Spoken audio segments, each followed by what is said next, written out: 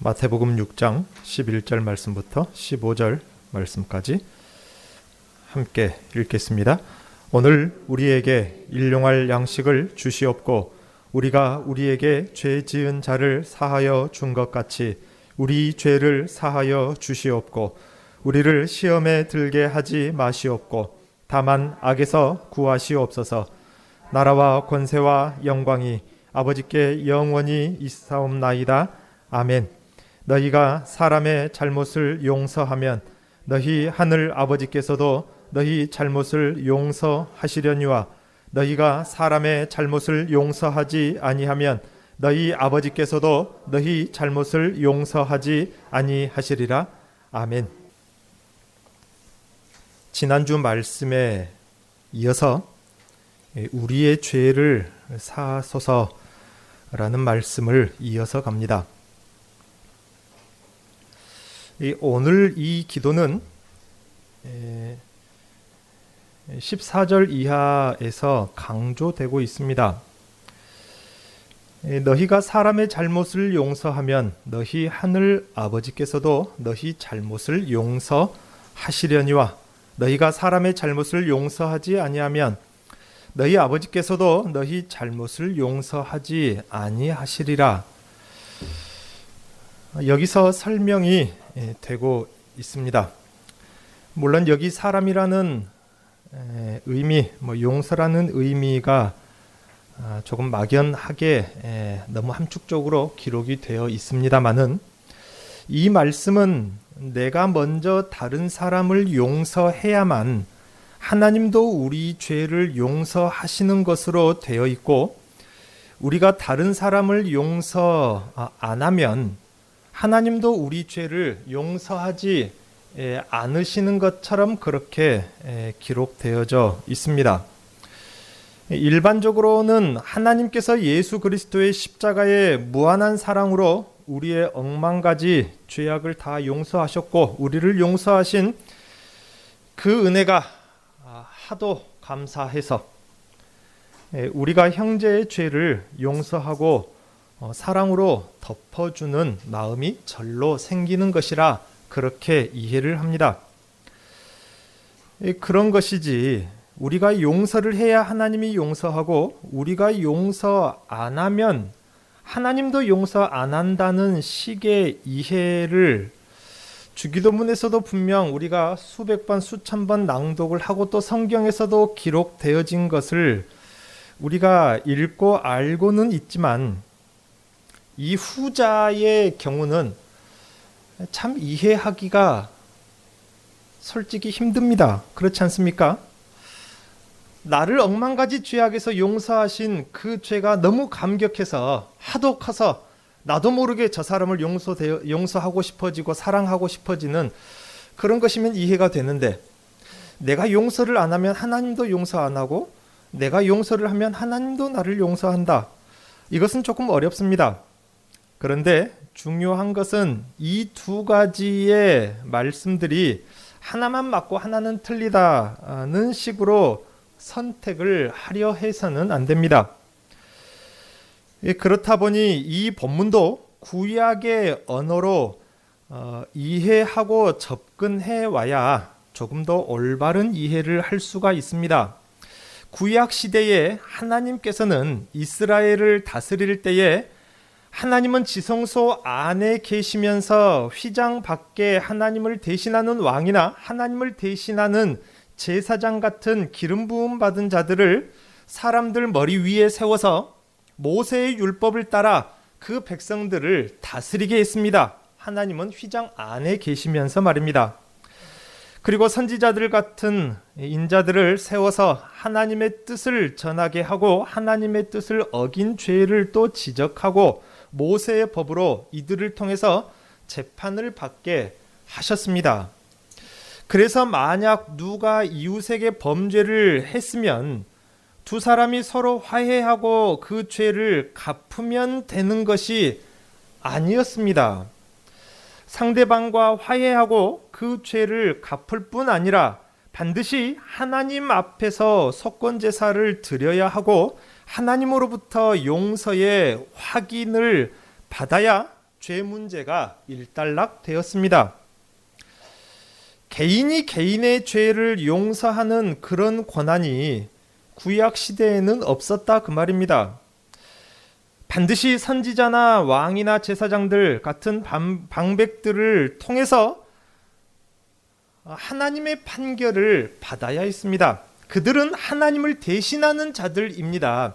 하나님을 대신해서 하나님의 말씀을 하나님의 권위로 전하는 자들이 선지자들이고, 하나님의 통치하심을 하나님을 대신해서 그 백성들을 통치하는 자들이 왕이고, 하나님을 대신해서 그 백성들의 죄를 사하는 것이 바로 제사장들입니다.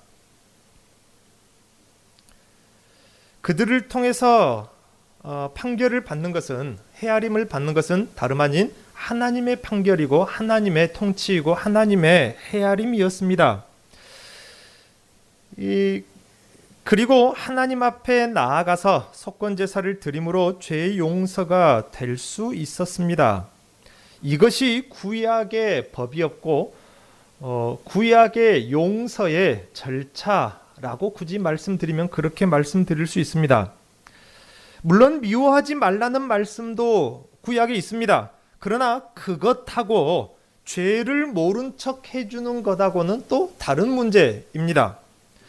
그렇게 보면은 형제의 죄를 우리더러 용서하라는 예수님의 가르침은 참으로 충격적인 전환점입니다.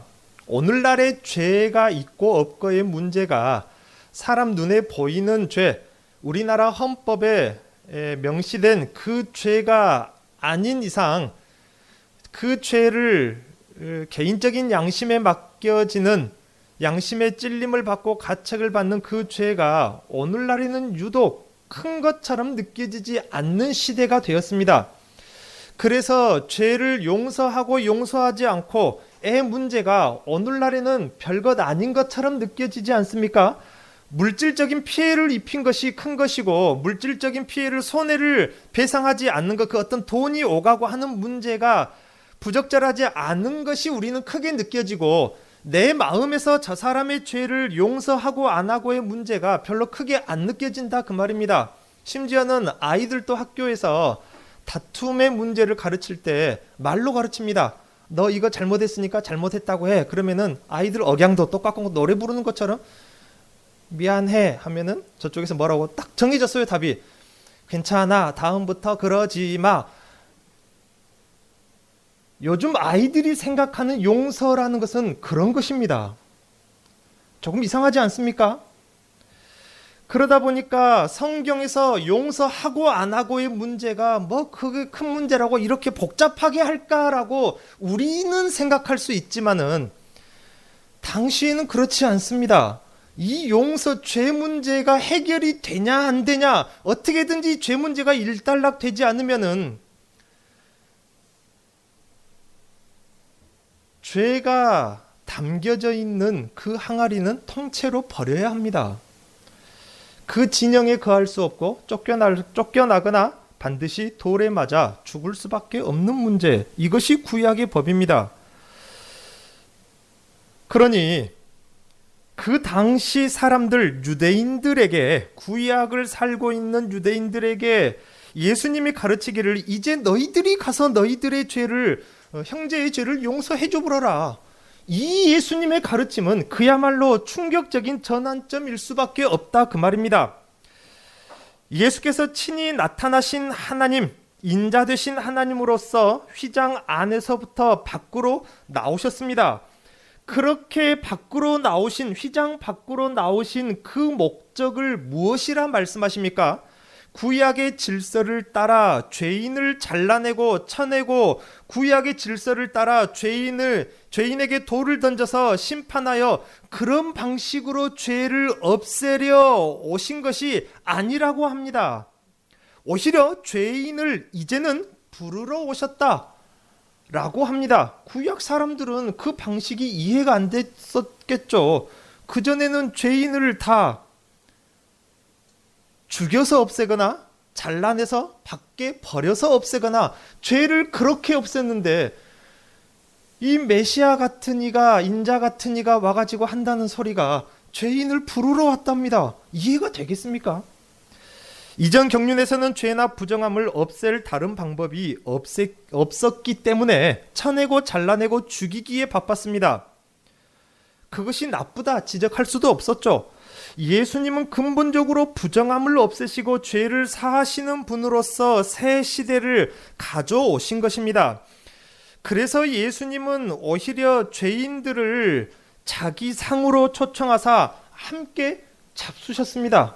밥 한 끼 같이 먹는 것쯤이야 라고 할 수 있지만은 그때 당시는 양식이 부족했을 시절입니다. 이스라엘 사람이 우리나라가 한참 새마을운동 할 때, 여러분도 그 사건을 저는 기억 못합니다. 어릴 때 일이니까 들었던 이야기입니다.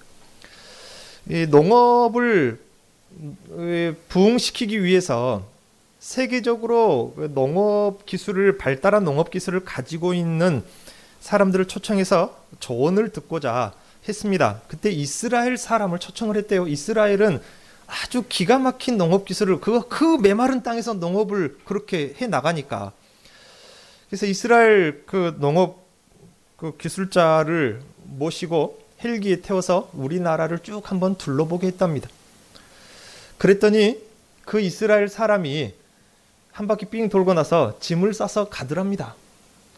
왜 아무 말도 안 해주시고 가르쳐주지도 않고 가냐라고 하니까, 이렇게 비옥한 땅에, 물이 많고 비옥한 땅에, 사방이 푸르른 이 땅에서 뭔 내 기술을 가르치겠냐. 내 기술은 메마른 땅에서 농사를 짓게 하는 것이지 라고 하더랍니다.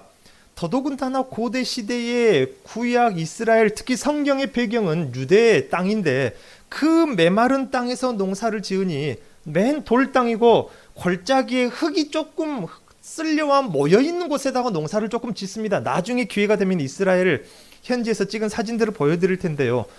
산마다 우리처럼 소나무가 우거지기를 합니까? 맨 돌이고 민둥산입니다. 그 가운데 먼지나 흙이 조금 모이면 거기다가 씨를 뿌리고 농사를 지으니 곡식이 많이 추수될 수가 없습니다.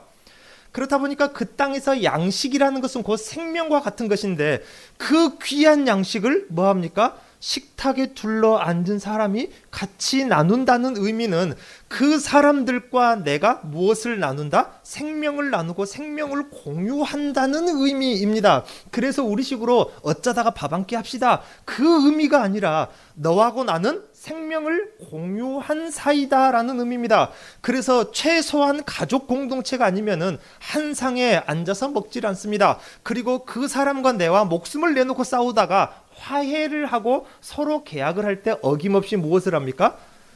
밥을 먹습니다. 그러한 식사 자리에 죄인들을 부릅니다. 함께 잡수십니다. 그러니까 바리새인들이 지적을 하죠. 어찌하여 너희 선생들은 저것들하고 같이 식사를 하느냐. 상당히 큰 문제였습니다. 죄인들의 집에 들어가셔서 함께 동거를 합니다.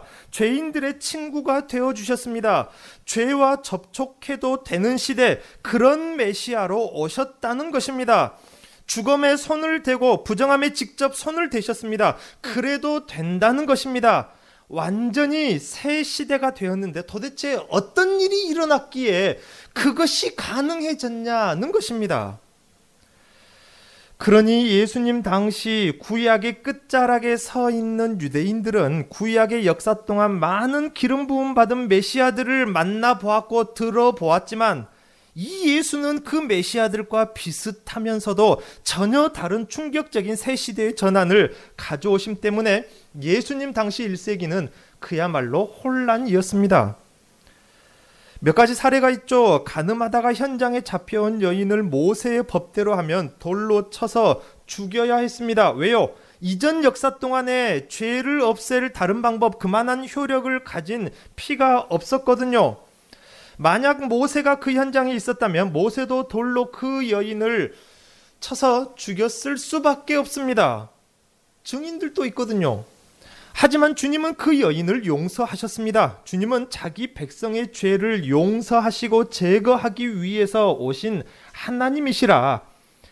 죄인을 친히 대면하여 만나시고 그의 권세로 용서하시는 하나님으로 오셨습니다. 그러니까 특이하고 이상한 겁니다. 모세의 율법 시대를 끝내는 분으로 오신 것입니다. 그래야 율법 안에서 정죄받을 수밖에 없었던 죄인들, 우리 같은 이방인들이 그래서 살 수가 있거든요. 율법에서는 우리 같은 이방인들 그 나라 밖으로 몰아내라, 진멸하라고 밖에 안 했습니다. 율법대로, 즉 모세의 율법대로라면은 우리 같은 이방인들이요, 하나님 나라 못 들어갑니다. 그래야 우리 같은 이방인들, 죄인들이 살 수 있기 때문에 예수님이 그렇게 오신 것입니다. 그래서 바리새인들은 자신들을 모세의 제자라 하지만 예수님은 자신을 모세의 제자라 그렇게 의도적으로 말하지 않는 것입니다. 또 어떤 날 한 사람이 예수님을 찾아가서 말하기를 우리 형님이 부모 재산을 혼자 다 차지하고 내 몫은 주지 않으니 예수님께서 어떻게 좀 이야기 좀 잘해서 형님이 재산을 나에게 좀 나누어 주게끔 말 좀 해주십시오 라고 요청을 했습니다. 할 만한 요청 아닙니까? 그때 주님이 대답하시기를 누가 나를 너희의 재판장으로 세웠느냐? 누가 나를 너희의 재산 나누는 자로 삼았느냐? 재산 나누는 것은 모세의 율법을 따라 세움받은 재판장이 하는 일이라는 것처럼 말씀하십니다. 지금 이 사람은 왜 예수님께 찾아와서 왜 이런 말을 하는 것입니까? 그는 예수님을 재판하는 사람으로 여긴다는 것입니다. 이 말은 예수님을 최소한 왕과 같은 사람이나 그 공동체의 우두머리쯤으로, 공동체의 리더나 머리로 여긴다 그 말입니다. 메시아로 여긴다 그 말입니다. 구약시대의 왕들이 하는 일이 바로 이런 일이었습니다. 재판하는 일이었거든요. 당신은 재판하는 자입니다. 보니까 당신을 나의 판단자로, 나의 왕으로 여기겠습니다. 믿음이 있어서 나온 것입니다. 그러나 예수님이 이 사람과 명확하게 선을 그어버리시는 이유는 예수님이 매정해서가 아니라 자신이 메시아로 온 것은 맞지만 이전 시대의 그런 질서, 그런 메시아로 온 것은 아니라는 것을 말하고 있는 것입니다. 그러니까 우리가 복음서를 읽되 마태, 마가, 누가, 요한복음 이것을 읽되 속독으로 빨리빨리 읽는 것도 많이 읽는 것도 중요하지만은 때로는 꼼꼼하게 자세하게 읽어보셔야 됩니다. 이 부분을 보셔야 된다 그 말입니다. 예수님이 분명히 선을 긋고 있는, 끊어버리고 있는 그 믿음이 따로 있다 그 말입니다. 예수님은 모세의 율법 아래 오셔서 모세의 율법대로 재판해서 이전에 모세의 나라를 AS하는 애프터 서비스에서 그 똑같은 것을 그대로 똑같이 만들어내려고 오신 것이 아니라 전혀 새로운 나라를 세우러 오셨다는 것입니다. 만약에 예수님이 모세의 율법을 똑같이 회복하고 그 땅 가나안의 나라를 똑같이 회복해버리셨다면 그 예수를 믿는다면 우리는 구원 못 받습니다. 율법 613가지를 한번 검색해서 찾아서 한번 읽어보십시오. 우리 같은 이방인들이요 쫓겨납니다. 성전 문턱이 아니라 성전 마당도 못 밟아봅니다. 우리 같은 이방인들이 아예 담벼락이 쳐 있어요. 예수님의 육체로 담벼락을 허무셨다는 그 말이 바로 우리 같은 이방인들이 못 들어가게 하는 그 담벼락을 말합니다. 모세의 율법을 따라 휘장 너머에 사람을 통해서 하나님을 만나는 나라가 아니라 하나님을 직접 만나지 못하고 휘장 밖에 있는 하나님을 대신하는 사람들을 통해서 혹은 짐승의 피를 통해서 하나님께 닿는, 그것이 무슨 하나님께 닿는 것입니까? 그렇지만 그마저도 은혜였죠. 그러니까 바울이 로마서에서 그것도 은혜라, 율법도 생명이고 은혜라고 말하는 이유가 바로 그것입니다. 그렇게라도 하나님을 닿을 수 있으니까 누군가를 대신해서, 짐승의 피를 대신해서 하나님께 닿고, 짐승을 태운 연기를 대신해서 하늘에 이루고, 사람을 대신해서, 제사장을 대신해서, 대제사장을 대신해서 휘장 너머로 1년에 단 한 번 암흑 가운데 들어갈 수 있으니 그것마저도 은혜지만은, 그렇게 율법을 따라서 휘장 너머에 사람을 통해서 하나님을 만나는 나라가 아니라 친히 하나님을 대면하고 관계하는 나라입니다. 바로 이 새로운 관계를 위해서 하나님과 사람 사이에 그 가리운 죄의 벽을 해결해 버리신 것입니다. 자기의 몸을 몸의 죽으심을 통해서 죽음의 권세를 깨뜨린 나라를 세우셨습니다. 그래서 이제는 돌판에 새겨진 율법으로 정죄하고 돌로 치고 잘라내고 쫓아내서 지키는, 그렇게 지키는 의나 거룩이 아니라 사랑과 용서로 죄인을 만나사 그에게 의의 옷으로 거룩하신 신분으로 새롭게 입히시는 새 나라를 세우러 오신 것이니, 이 권세는 창조의 권세가 아니고서는 불가능한 권세 아니겠습니까?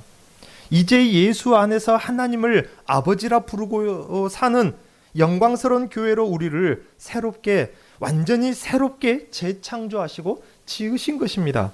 그러므로 이 예수께서 왕이 되사 통치하시는 신약교회, 이 예수께서 머리가 되시는 신약교회는 이제 비로소 형제가 형제의 죄를 서로 용서할 수 있는 놀라운 권한을 가지게 되었습니다. 이것은 마치 장성한 형제의 용서와 같습니다. 형제가 어릴 때 많이 싸우죠. 다행히 저희 3번, 4번은 많이 안 싸우더라고요. 보통 남매하면 엄청 싸우던데.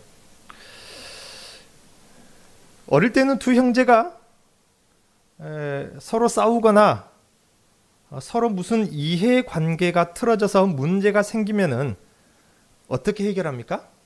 엄마 아빠한테 찾아와요. 둘 중에 하나가 고자질을 하죠. 엄마 동생이 저랬다. 아빠 형아가 이렇게 했다 하고 찾아와서 고자질을 합니다. 그래서 부모가 시비를 가려줍니다. 형제에게 미안하다, 마음에 없는 소리겠지만은 미안하다고 해.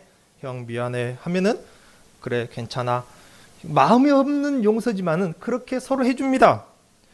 그리고 때에 따라 부모에게도 합당한 벌을 받거나 매를 맞고 죄송하다 잘못했다는 고백으로서 이 사건, 용서의 사건, 어린 형제의 용서의 사건이 일단락됩니다. 커서도 그렇습니까? 는 것입니다. 예를 들면 다 자란 다음에 40, 50 먹은 아들이 형제간에 싸워서 아빠 형이 나 때렸다? 46살 먹은 형이 나 그러지 않습니다. 자기들끼리 해결합니다. 고자질하는 것이 아니라 서로 허물을 덮어주고 오히려 아버지가 다 알고 야단칠까봐 숨겨줄 만큼 성숙해진다는 것입니다. 근심할까봐 말입니다. 또 부모는 또 알죠, 그것을. 그러면은 그 형제들을 인정하면서 멀리서 방 안에서 밖에서 하는 형제간에 하는 소리를 듣고 고개를 끄덕끄덕하면 내가 아기들을 잘 키웠어 라고 하는 것이죠. 그것을 바라고 기뻐합니다. 이처럼 구약 백성들은 영적으로 어린 백성이어서 그들 간의 문제를 맡길 수가 없습니다. 형제 간의 문제임에도 반드시 판단자들에게 고하여 돌판의 율법의 판결을 받고 속건제를 드림으로 하나님께와 그리고 판단자들에게, 예를 들면 제사장 같은 사람들에게 죄 용서의 증거까지 받아야 해결이 됩니다. 그 사람들은 서로 간에 잘못했어도 용서해주고 그렇게 해결될 수 있는 문제가 아니라 그 말입니다. 그러나 이제 우리는 예수의 완전하게 죄 사하시는 권세로서 마음의 성령의 법을 받아서, 다른 법입니다. 분명히 로마서에서 율법과 성령의 법은 다른 법이라고 했어요. 성령의 법을 받아서 장성한 아들들과 같다고 했습니다. 그러니 예수의 한 몸, 한 지체로 부름받은 한 형제의 죄를 용서하는 권세가 비로소 우리에게 주어진 것이니 이것이 은혜겠습니까? 은혜가 아니겠습니까? 얼마나 좋냐 그 말입니다. 용서라는 것이 불가능한 시대가 있었는데 용서라는 것이 가능해졌으니 이게 은혜 아닙니까? 그런데 왜 그게 어려울까요?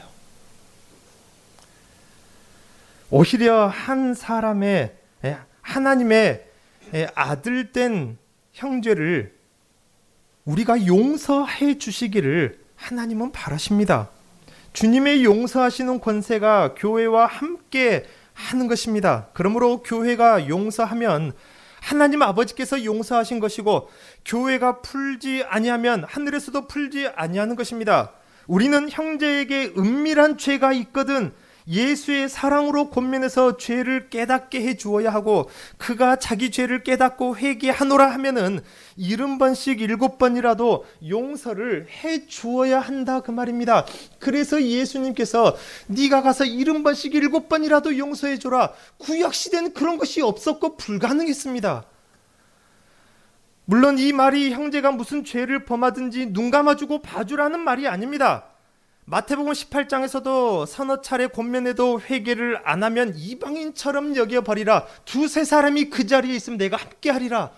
거기 두세 사람은요, 두세 사람이 모여서 통성 기도하면 기도발이 더 세다는 말이 아니라 교회 7위권자가 가는 그 두세 사람 위에 함께 하겠다. 무서운 말입니다. 그래서 일반적으로 믿음의 문제가 생겨서 교회를 안 나올 때에 담임 목사가, 그런 문제의 경우 말입니다, 담임 목사가 처음부터 다이렉트로 가서 권면하는 것은 적절한 순서는 아닙니다. 담임 목사가 가는 경우는, 그런 믿음의 문제 같은 경우는 담임 목사가 가는 경우는 바로 그 순간을 말하는, 최종 선언을 하러 가는, 마지막에 가서 권면하고, 없으면은 이제 당신은 대한예수교 장로의 무슨 교회 성도가 아닙니다. 선언을 하러 갔을 때에 7위회인 당회장이 가는 것입니다. 그 두세 사람 증인의 숫자를 말하죠. 그 두세 사람 위에 하나님이 함께 하시겠다. 무서운 말입니다. 7위회에서 그를 쳐내버리면은 믿음의 권면을 서너 차례, 두세 차례 하였으나 듣지 않았을 때 그를 쳐낼 때에 하나님의 권세로 함께 하겠다 하는 것이니 무서운 말인 것입니다. 회개를 하지 아니하면 이방인처럼 여겨버리라고 했습니다.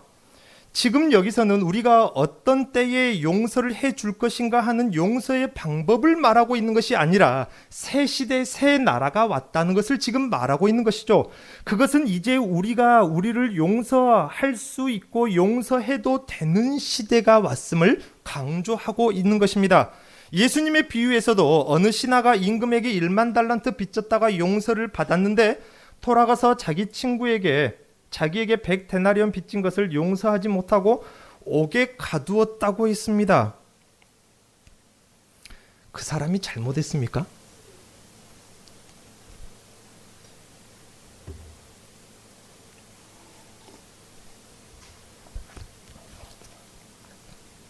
그 사람은 구약의 율법으로 하면은 그 신하는 잘못한 것이 한 가지도 없습니다. 그런데 우리는 덮어놓고 그가 나쁜 놈이라고, 용서할 마음도 자비도 긍휼도 없다고 그렇게 지적을 해버리는데, 정죄해버리는데, 그렇지 않습니다. 그 신하는 잘못한 것 한 가지도 없습니다.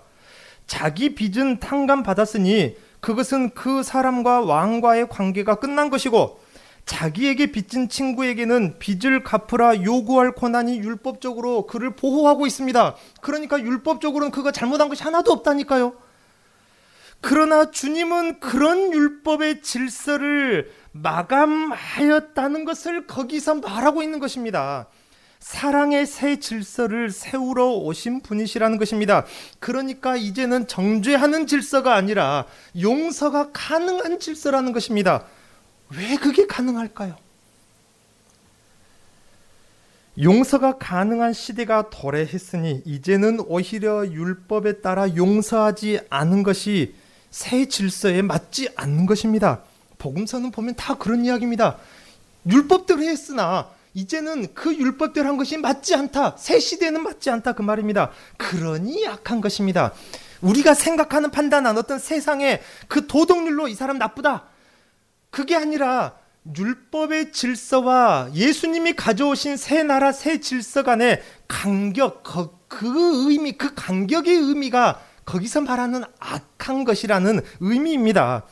그래서 그 악한 신하를 옥에 가두고 1만 달란트 용서한 것까지 무효화해서 갚아야만 한다고 비유는 강조한 것입니다. 교회는 참다운 용서로 모이는 연합입니다. 서로 용서하지 아니하면 한 몸으로 모일 수가 없고 예수의 죄 사하시기 위해서 죽으신 것을 헛되게 하는 것입니다. 그러므로 하나님이 자기 아들의 피를 흘려 용서한 형제를 내가 내 기준으로 용서하지 않는다는 것은 있을 수가 없는 것입니다. 구약 시대에는 불가능한 용서가 왜 우리는 가능해졌고 이제는 쉽게 말하면은 네가 가서 용서해 줘보라라. 왜 그게 가능해졌습니까? 예수님께서 우리의 죄를 용서하시되 완벽하게 용서하시는 그 사역을 이루셨기 때문에 그것이 가능한 것입니다. 구약시대 성경 히브리서를 보십시오. 짐승이 아무리 피를 흘려봐야 완전한 제사함, 퍼펙트한 죄사함은 그 시대에 없었습니다. 그러니까 제사장이 그 다음에 또다시 들어갔죠. 만약에 완벽한 죄사함이 있었으면 그들도 모든 백성들이 휘장 너머로 지성소로 들어갈 수 있었습니다.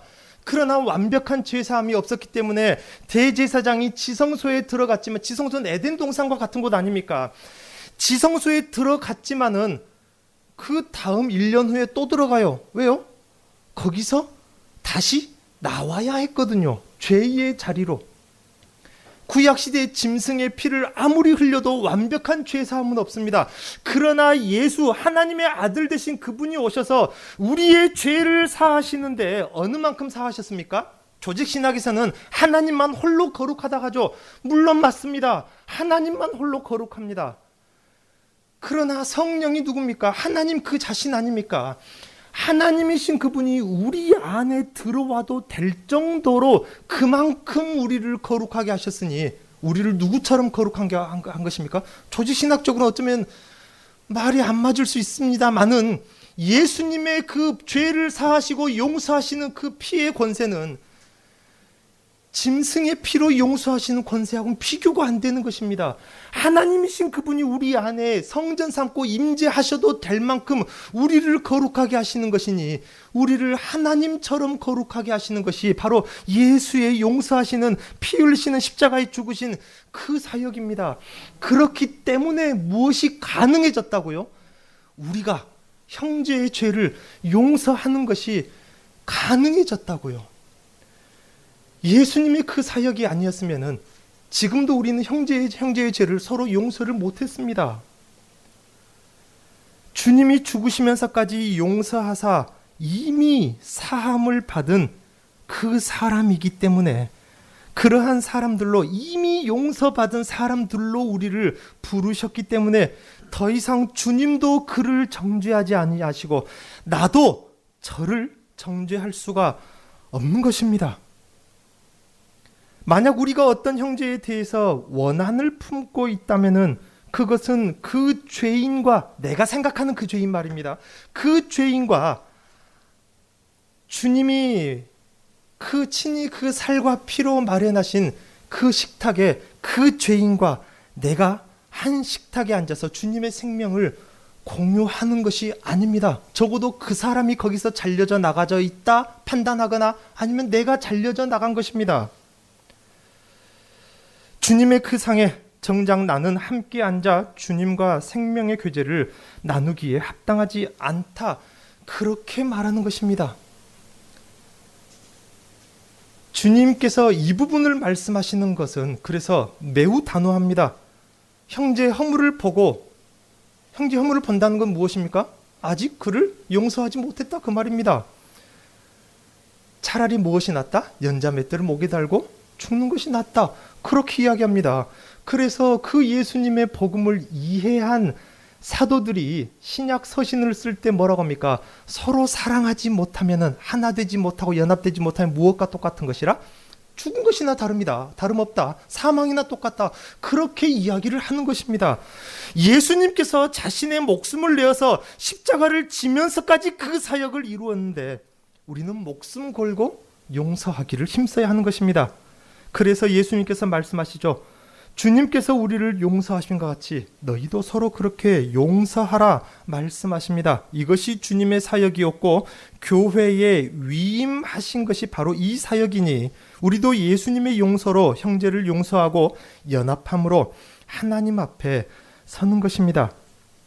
이것이 하나님의 충만함이며 주님의 나라를 확장시켜 나가는 일입니다.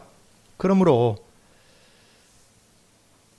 이 용서의 기회는 공동체 안에서만 이게 가능합니다. 그래서 이전 시간 말씀을 드린 바와 같이, 결론적으로 말씀드린 바와 같이 공동체적인 예배를 드려보지 않으면은, 공동체적인 신앙생활을 하지 않으면은 내가 하나님으로부터 용서의 증거를 표현해 볼 방법이 없는 것입니다. 코로나 시대가 되어서 비대면 예배가 젊은이들 사이에 익숙해져 갑니다. 심각한 문제입니다. 나 혼자 성경 읽고 나 혼자 예배 드리고 하나님 잘 믿으면 되는 것이지, 나 혼자 구원은 하나님과 나 사이 개인 문제 아니냐? 물론 맞습니다. 그러나 그것만 가지고는 안 된다 그 말입니다. 하나님께서는 우리가 용서받은 용서의 증거를 반드시 요구하십니다. 그것이 무엇이라고요? 내가 저의 죄를 정죄하지 아니하고 용서한다는 것, 그것이 곧 무슨 증거라고요? 하나님이 나를 용서해 주셨다는 그 용서의 증거라고요. 공동체적인 예배가 아니면은, 공동체적인 모임이 아니면은 어떻게 이것을 증거를 드러내게, 혼자 모니터 앞에서 누군지도 모르는 사람을 막연하게 용서해 줍니까? 아닙니다. 그래서 반드시 기독교는 모여야 되는 것이고 공동체에 이어야만 하는 것입니다. 그리고 우리는 이미 공동체로 모여 있으니 용서의 사명은 곧 하나님이 나를 용서하신 그 용서하심을 드러내는 것입니다. 내 감정, 물론 억울할 수 있습니다. 아플 수 있고 답답할 수 있습니다. 내가 한 것만큼 저 사람이 나에게 오지 않으니까. 그러나 그 사람은 그 사람의 일이고 용서는 나의 일인 것입니다. 하나님이 우리를 용서하신 것 같이 여러분 하나님을 그렇게 가까이 하셨습니까? 하나님께 그렇게 여러분의 생명이라도 드리셨습니까? 아니지 않습니까? 그럼에도 불구하고 하나님은 우리를 참으시고 또 참으시고 계십니다. 그러니 우리도 일방적으로 사랑하고 용서해야만 하는 것입니다. 그러니 우리 안에 용서가 충만하는 것, 이것이 바로 하나님의 충만하심이고 주님의 나라를 확장시켜 나가는 일입니다. 교회가 더 온전해져 가는 일임을 믿으시기 바랍니다. 기도하겠습니다.